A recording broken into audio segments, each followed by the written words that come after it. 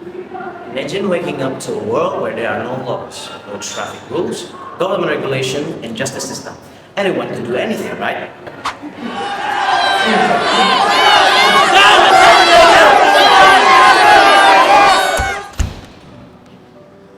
Anyone can do anything, and there will be no consequences. Sound chaotic, right? That's exactly why law exists, in order to bring justice and peace in our lives. And in Indonesia, understanding the basics of our legal system begins with one essential subject, which is Pengantar Hukum Indonesia, or Introduction to Indonesian Law.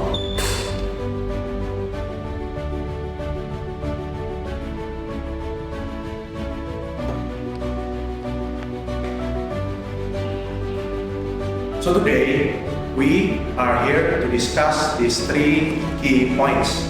Number one is the meaning of Introduction to Indonesian Law. Number two is its function. And number three is its role in shaping justice and society.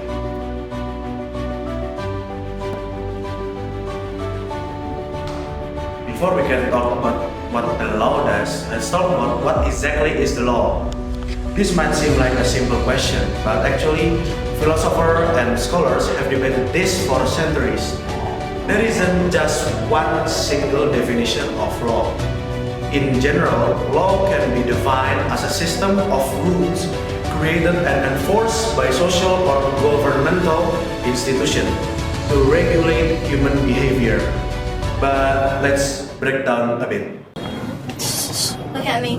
Some thinkers define law in a more normative way, as a set of rules that tell us what we should or should not do.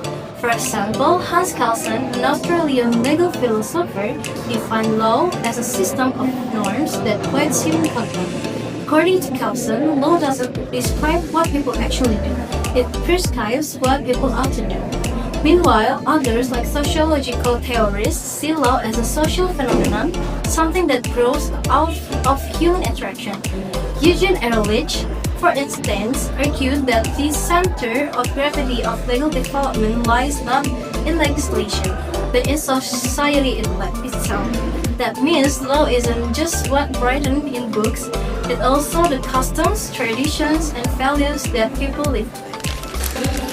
Then there's the positivist view, like John Austin, who said that law is the command of the sovereign backed by sanctions. So in other words, law comes from authority, like the state, and what gives it power is the fact that disobedience has consequences. So, if we combine all these views, we can say law is a set of binding rules made by legitimate authorities to maintain order, regulate behavior, and achieve justice in society.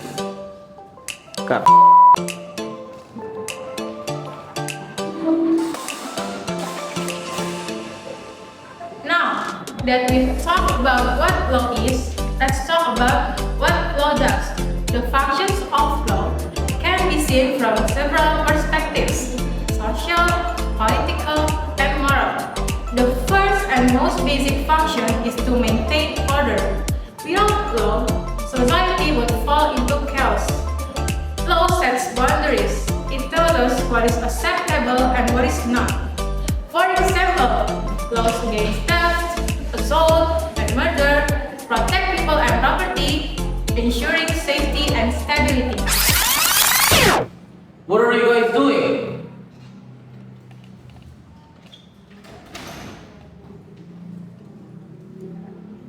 Well, the third function is to protect rights and freedom. Modern law doesn't only control people, it also protects them. Constitutions, for instance, guarantee rights like freedoms of speech, equality before the law, and protection from discrimination. The fourth function is to promote justice. Justice is the moral goal of law. While justice can mean different things to different people, as its core, it means fairness, treating people according to what they deserve based on the law and moral values. And finally, law function as a tool for social change. Laws can be used to shape society, to end discrimination, improve education, or protect the environment. For example, environmental laws help guide us towards a more sustainable future, so law isn't only just a list of rules. It's a living instrument, one that evolves as society changes. Second, law serves as a unifying force. In a diverse society like Indonesia, with different ethnic groups, religions, and cultures, law helps bind us together under shared principles. The Constitution, for example, serves as a common reference point for all citizens, ensuring that no one is above the law. Third, law plays as an economic role. It regulates trade, contracts, property, and labor relations, creating a predictable environment for business and investment. Without clear laws, economic development will be unstable and full of risk. Fourth, law plays a role in governance and political stability. It defines the power and limits of government. In a democratic system, law ensures that leaders are accountable to the people, that no one, not even the president, can act beyond the constitution. And finally, the law plays a role in protecting human dignity and justice. When law is applied fairly, it becomes a shield for the weak, a check on the powerful, and a pathway to justice. So, the role of law is not just technical, it's deeply human. It reflects our collective effort to live together peacefully, fairly, and with respect for one another.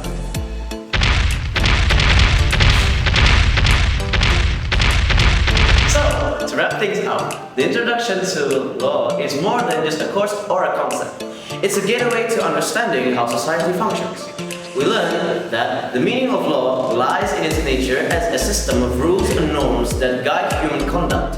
The function of law is to maintain order, resolve disputes, protect rights, promote justice, and shape social change. And the role of law is to uphold morality, unity, economic stability, good governance, and human dignity. Law is not static. It evolves with society. It reflects who we are, what we value, and how we choose to live together. So, if you're studying law, remember, you're not just learning about rules, you're learning about the framework that holds civilization together. Thank you for watching.